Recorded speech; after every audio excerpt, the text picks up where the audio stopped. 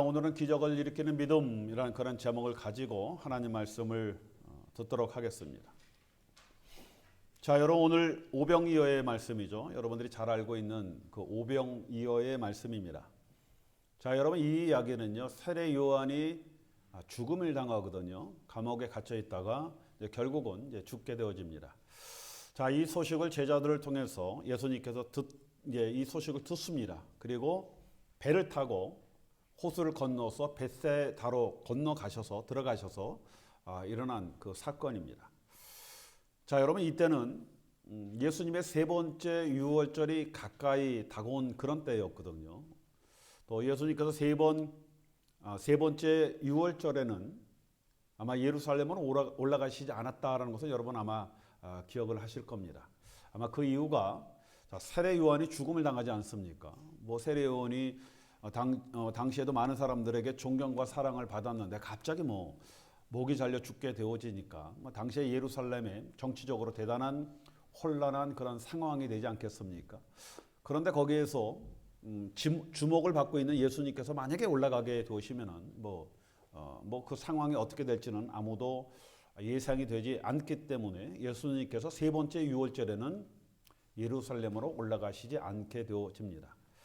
자, 대신 우리 예수님께서는 세례 요한의 죽음을 들으시고 갈릴리 지역을 떠나서 호수 건너편의 벳세다로 가시고 또 그때 벳세다로 가실 때 많은 사람들이 예수님을 멀리서부터 걸어서 찾아오게 되어지는 겁니다. 자, 그들이 모이게 되어지죠. 기진한 그들의 모습을 보시고 우리 예수님께서 오병이어 떡 5개와 물고기 2마리를 가지고 성인 남자만 5,000명을 먹인 그 사건, 우리는 이 사건을요 신약의 만나의 기적의 사건이다라고 이렇게 말을 하지 않습니까? 바로 이것이 오늘의 이야기가 되어지는 겁니다. 자, 여러분 그래서 이 오병이어는요 그냥 오병이어의 기적은 단순한 기적의 체험이 아닙니다. 그렇죠? 예수님께서 만나의 기적을 다시 재현하신 것 아니겠습니까? 그래서 예수님이 누구신가를 이 사건을 통해서 사람들에게 보여주시는 겁니다.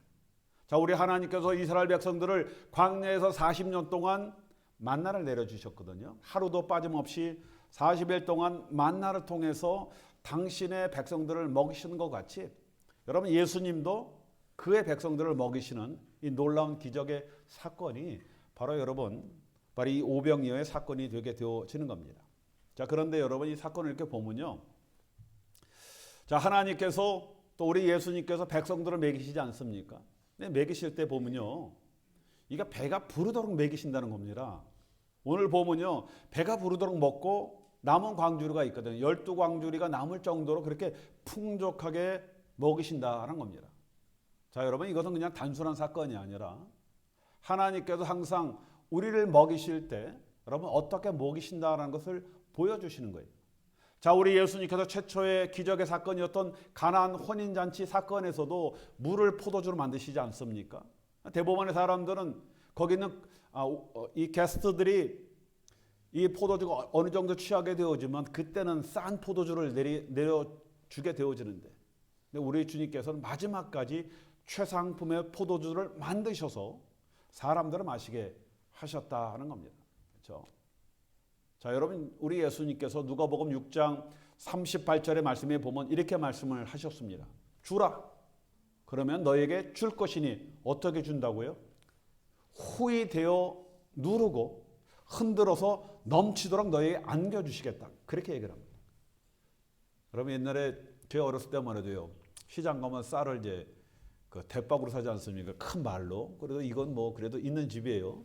그 말을 가면은요, 어떤 집은 야박하게 이런 작대기로 그 위에를 싹 긁어버리고 주지 않습니까? 이게 야박한 사람이에요. 그죠?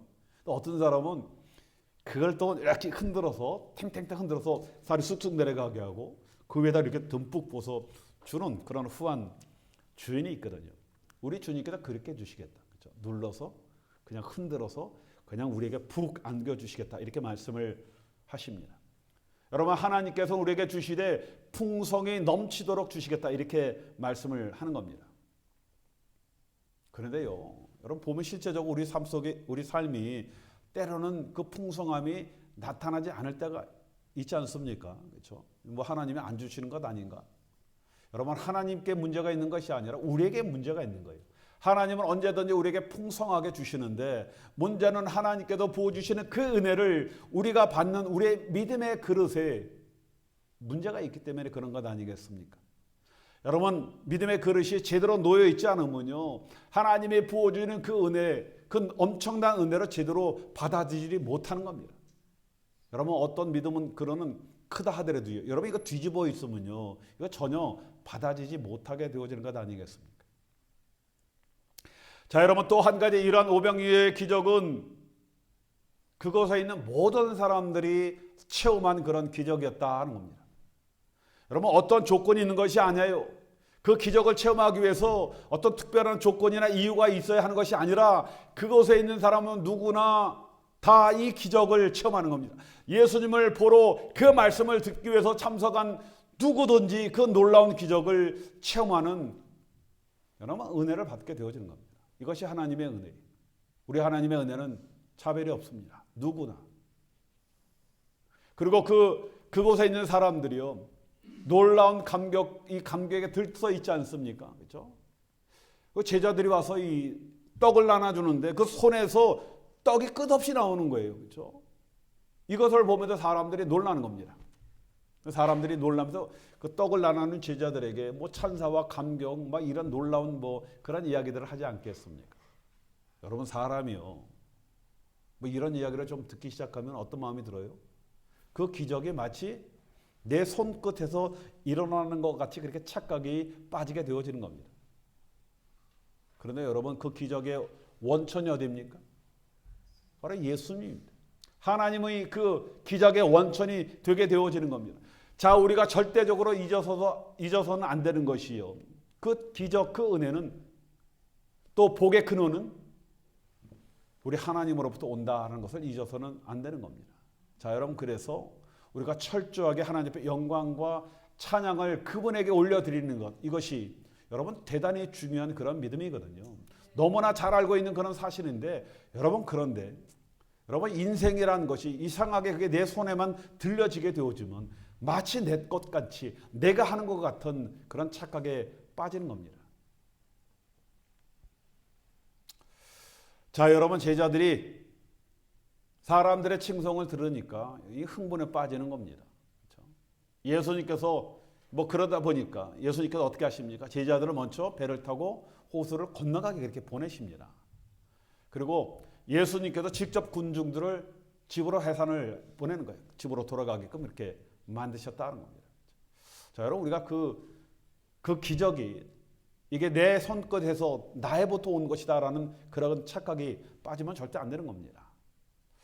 자, 여러분, 우리의 삶도요, 많은 기적들이 있지 않습니까?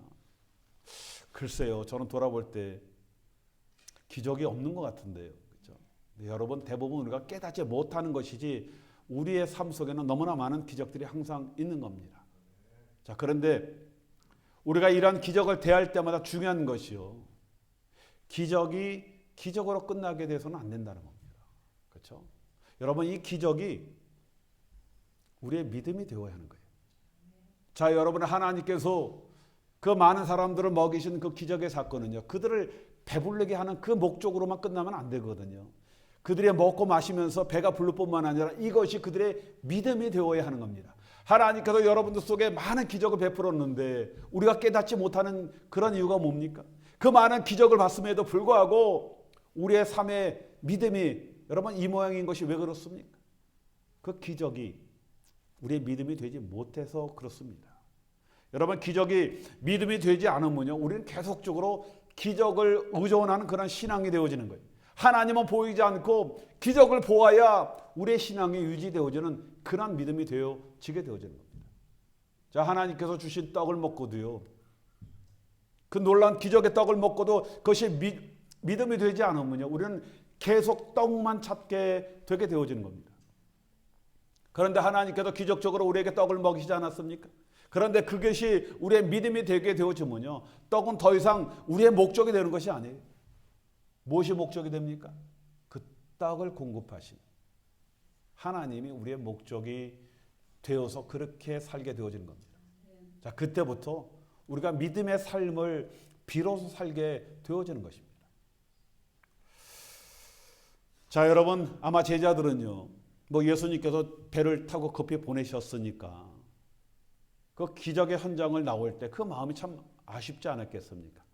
자, 그래서 배를 타고 다른 곳으로 이동을 하였지만 그 흥분이 아마 쉽게 가시지는 않았을 것이다 라고 이렇게 생각이 되어집니다. 자, 그런데 그 다음에 그들에게 찾아온 것이 어떤 사건입니까? 대단한 시험의 사건이 찾아오는 거예요. 잠잠했던 바다가 갑자기 폭풍우가 이러면서 배가 이게 그냥 파산 지경에 이르는 그런 시험이 그들에게 오게 되어지는 겁니다. 자, 여러분 보면요, 우리는 그런 얘기 많이 하잖아요. 큰 은혜 뒤에 우리가 시험이 따르게 되어진다. 그 얘기하지 않습니까? 여러분, 큰 은혜 뒤에 항상 시험이 따릅니까? 안 그렇거든요. 왜 시험이 옵니까? 그 은혜가 우리에게 믿음이 되지 않으니까. 사단이 그 기적의 은혜를 쏟아내게 하기 위해서 여러분 시험을 하시는 거예요. 그래서 엄청나게 은혜를 받았는데 도리어 이것이 더 큰 시험이 되어지는 그 이유가 왜 그렇습니까? 그 은혜가 내 안에 믿음이 되지 않았기 때문에. 그렇죠? 자, 그러면 잘못하면요, 기적의 은혜를 받고도 도리어 더 큰 시험에 빠지게 되어진다 하는 겁니다. 자, 여러분, 우리는 기적을 통해 하나님을 만나고 그리고 그것을 믿음으로 전환함으로써 또 다른 축복을 받게 되어지는 겁니다. 이것이 기적을 나의 축복으로 바꾸는 그런 믿음이 되게 되어지는 겁니다. 자, 그리고 오늘요, 말씀을 통해서 우리 주님께서 우리 삶 속에 어떻게 기적을 창출하는지 그 방법을 오늘 여러분 이 오병이어를 통해서 말씀을 하시고 있다는 겁니다. 자, 여러분, 우리 옛말에요, 이런 말이 있죠. 금강산도 식후경. 그렇죠? 뭐 구경도 좋지만 이거 뭐 배가 뭐 좀 든든해야 은혜가 되는 것 아니겠습니까? 뭐 사람들이 많이 모였거든요. 어느 정도 시간이 되어지고 또 이제 그들이 돌아갈 시간이 되어지니까 뭐 배가 고픈 것 아니겠습니까? 그렇죠? 자, 예수님은 이들을 그냥 돌려보내실 수가 없는 겁니다. 그렇죠? 자, 그래서 그 예수님께서 이런 의도를 이제 제자들이 이제 알아채리는 거예요. 그리고 예수님께 나와서 뭐라고 얘기하냐면은 마을로 내려가 스스로 알아서 사 먹도록 그렇게 하시죠. 먼저 이런 제안을 하는 겁니다. 자, 그것이 가장 쉬운 방법이고 합당하였다. 당연한 것 아니겠습니까? 거기는 산 들녘이었는데 여러분, 그 많은 사람들을 먹일 수 있는 방법이 없는 거예요. 뭐 지금과 같이 뭐 대형 마트가 있는 것도 아니고 여러분 대형 음식점도 있는 그런 상황이 아닌데 이 많은 사람들을 먹인다는 것은 그럼 불가능한 것 아니겠습니까? 그냥 각자 알아서 해결하는 것이 가장 현명한 방법이 될 수가 있습니다. 자, 그런데 여러분 똑같은 이 이야기가 누가복음 6장에도 나오지 않습니까? 누가복음 6장 37절에 보니까 예수님께서 뭐라고 말씀하셨어요? 예수님께서 너희가 먹을 것을 주라 이 말씀을 하시는 거예요. 자, 또 오늘 말씀에 보면 예수님께서 빌립에게 이렇게 말씀을 합니다. 우리가 어디서 떡을 사서 이들을 먹이겠느냐라고 이렇게 말씀을 하시는 겁니다. 여러분 어떻게 보면요, 불가능한 그런 얘기 아니겠습니까? 여러분 5천 명을 먹이셨다 그 얘기는요, 20살 이상 된 장정들만 5천 명을 먹이신 거거든요. 뭐 남자들만 옵니까? 그렇죠? 뭐 여러분 예나 지금이나 이 말씀 들으러 올 때는 남자보다 항상 여자분들이 많이 오거든요. 더 은혜를 많지 않습니까? 아이들 또 여자분들 남녀 뭐 그다음에 뭐 좀 연세 드신 분들 이런 분들 따지면요 수만 명이 되어지는 거예요. 그렇죠? 자, 이 넘는 인원은 여러분 돈도 문제겠지만 어디서 음식을 뭐 살 수가 있겠습니까? 뭐 당시에 유다는 회개였고 아마 셈이 빠른 빌립이 아마 재물을 담당했던 것 같습니다. 그렇죠? 자, 예수님께서 빌립에게 이렇게 말을 하자 빌립이 그냥 머리를 싹 돌려서 계산을 하죠. 그러면서 이렇게 얘기를 합니다. 이들을 다 먹이려고 하면은 200데나리온의 돈이 듭니다. 그렇죠? 여러분 한 데나리온은 한 남자 하루의 일당이거든요. 뭐 지금으로 따지면 뭐 하루 뭐 100불만 한다 하더라도 200데나리온은 한 2만 불 정도 되어 주는 돈입니다. 뭐 적은 돈은 아니거든요. 뭐 살 것은 둘째치고 당장 뭐 예수님 앞에 그런 돈이 있는 그런 상황이 아니거든요. 돈이 문제라는 겁니다. 자, 여러분 가끔가다 우리 교회에서도요. 교회에서 재정은 없는데 목사님이 자꾸만 일을 벌리시면 여러분 재정 담당하는 분이 얼마나 답답하시겠습니까? 뭐 그렇다고 뭐 쓸데없는 일은 아닌데 그렇죠? 뭐 재정이 없으니까 이거 정말 어려운 문제예요. 아마 빌립이 그런 심정이 아니었을까? 어쩌면 반대로 또 이런 생각을 할 수도 있어요. 빌립이 당황스럽잖아요. 어떻게 보면 화가 날 수도 있습니다. 말도 안 되는 일이니까. 그런 일들 나에게 물으시면 주님 제가 어떻게 이 일을 처리합니까? 상황 잘 아시지 않습니까? 왜 답답한 일 아니겠습니까? 그렇죠? 뭐 말씀만 하시고 다니시니까 우리 주님께서 지금 생활 규모를 전혀 모르시는 것 같거든요. 주님 우리가 지금 재정이 얼마 있는지 전혀 생각 안 해보셨습니까? 아마 그런 답답한 마음을 빌립이 가지지 않았을까 그렇게 생각이 되어집니다. 자 그런데 자, 오늘 말씀 6절에 보니까 이렇게 말씀을 하고 계십니다. 예수님께서 친히 어떻게 하실 것을 아셨다라고 말씀을 하셨습니다. 무슨 말씀이에요? 예수님께서 모든 상황을 미리 아시고 앞으로 어떻게 하실 것을 이미 다 생각을 하고 계셨다 그 얘기입니다. 그렇죠? 그리고 다만 빌립을 시험코자 하셨다라고 말씀을 하셨습니다. 여러분 우리 예수님께서 뭐 빌립을 시험한다고 하셔서 얘가 어떻게 하나라고 보시고 뭐 책 잡으려고 하신 것이 아니거든요. 우리 주님께서는 빌립의 부족한 믿음을 채워서 여러분 축복의 믿음이 되게 하시기 위한 우리 주님의 의도된 질문이거든요. 이것은요. 그렇죠? 자, 여러분 그러면은 우리 빌립이 어떻게 해야 합니까? 자, 여러분이라면 어떻게 하시겠습니까? 그렇죠? 자, 어떤 일을 하는데요. 뭐 여건이나 상황이 녹록지 않을 때가 있지 않습니까? 근데 그런데 주님께서 하라라고 하시면 여러분 어떻게 하시겠습니까? 그러면 주님 아시잖아요. 돈 없어요. 이 일을 제가 어떻게 합니까? 제 사업 하나 또 맨날 쫄딱 망하게 해놓고 제가 뭘 합니까? 라고 여러분이 이렇게 얘기합니까? 그렇죠? 그리고 마음속에 시험이 확 들어요. 또 아니면은 주님 이것은 바른 방법이 아닙니다. 뭐 다른 방법, 다른 일로 하시죠라고 우리 주님을 설득하시겠습니까? 그런데 문제는요. 우리 주님께서 이미 이 줄인 자들을 먹이시겠다라고 이미 마음속에 작정을 하고 계시다는 겁니다. 우리 주님께서 먹이시겠다고 마음을 결정을 하신 거예요. 여러분 예수님께서 하시기로 마음을 먹으셨는데 우리의 생각과 판단으로 주님의 생각을 바꾸시겠습니까? 자, 여러분 빌립을 포함한 제자들이 난감했을 겁니다. 그렇죠? 자, 그런데 만일 여기서 제자들이 주님의 말씀을 듣고 뭔가 해결책을 찾기 위해서 움직였다라고 한다면 어떻게 됐을까? 그렇죠? 만약에 제자들이 주님 그렇습니까? 그러면 한번 음식을 최대한으로 찾아볼 수 있도록 한번 그렇게 찾아보겠습니다. 저들을 풍족하게 먹일 수는 없지만 그럼에도 불구하고 빵 한 조각이라도 좀 나눠 먹을 수 있는 방법들을 한번 찾아보도록 그렇게 하겠습니다라고 만약에 움직였다라고 한다면 어떻게 했을까? 어땠을까? 저는요, 만일 제자들이 그렇게 했다라고 한다면 반드시 제자들의 손끝을 통해서 기적이 일어났을 것이다라고 생각이 되어집니다. 우리 주님께서 직접 띄어서 주실 필요가 없이 제자들이 움직였던 그 상황 속에서 하나님의 놀라운 기적이 일어났을 것이다라고 저는 생각이 되어집니다. 왜냐하면요, 예수님은 이미 사람들을 먹이시기로 작정하셨다라고 말씀드렸죠. 그렇죠? 우리 주님께서 내가 저들을 먹이겠다라는 그 얘기는 뭡니까? 기적은 이미 시작된 것이다. 그 얘기입니다. 자, 여러분 우리가 성경을 이렇게 보면 구약의 하나님의 말씀은요. 과거와 현재와 미래로 쓰여지게 되어져 있어요. 미래에 일어날 일을 과거나 현재와 미래로 씁니다. 왜냐하면요. 반드시 일어나기 때문에. 그럼 미래에 하실 것이다가 아니라 이렇게 하셨다라고 이렇게 미래적인 얘기를 과거로 사용을 하신다는 겁니다. 여러분 기적은 이미 시작된 거예요. 여러분 예수님이 작정하면 거기에 모인 사람들은 이미 배불리 이미 먹은 거나 다름이 없는 겁니다. 내가 저들을 먹이겠다라고 한다는 것은 거기에 모인 장정들 5,000명 그 외의 사람들이 이미 배가 부르게 먹은 그런 상태가 되어진 것을 말씀하는 거예요. 예수님께서 반드시 먹이실 것이기 때문에 그렇습니다. 자, 여러분 그래서 제자들은요.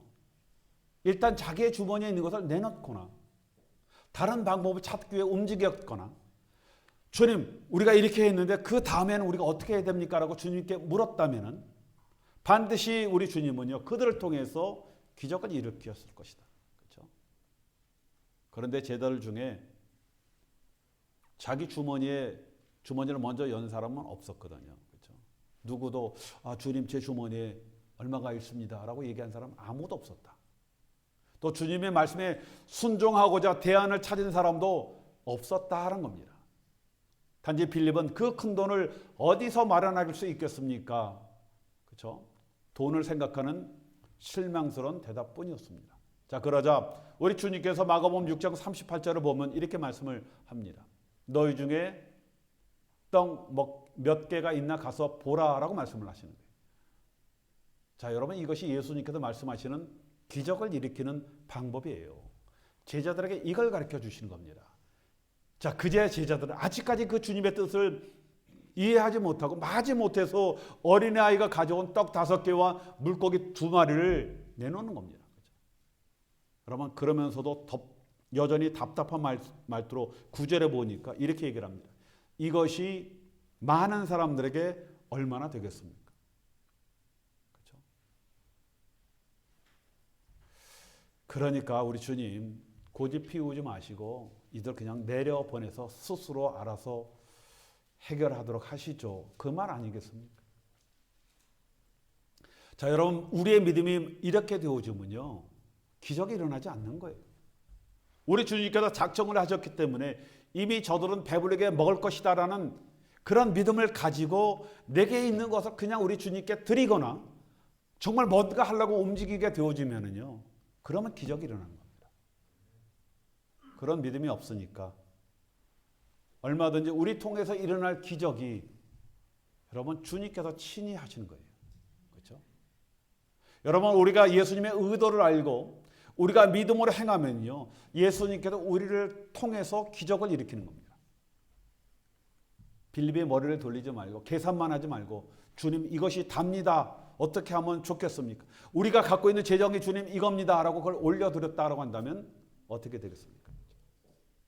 그러면 주님께서 그걸 통해 역사를 하시는 거예요.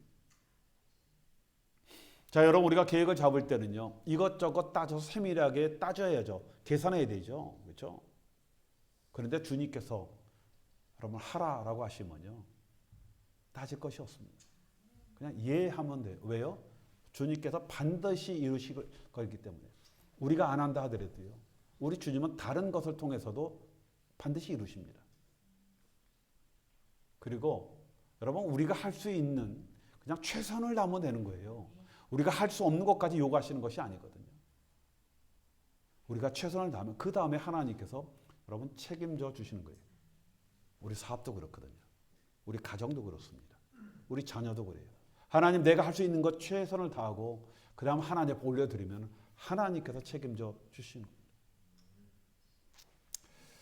자, 여러분 예수님께서 빌립에게 물으신 것은 이미 예수님께서 해결 방법을 다 가지시고 물으신 것이다라고 말씀을 드렸죠. 그렇죠?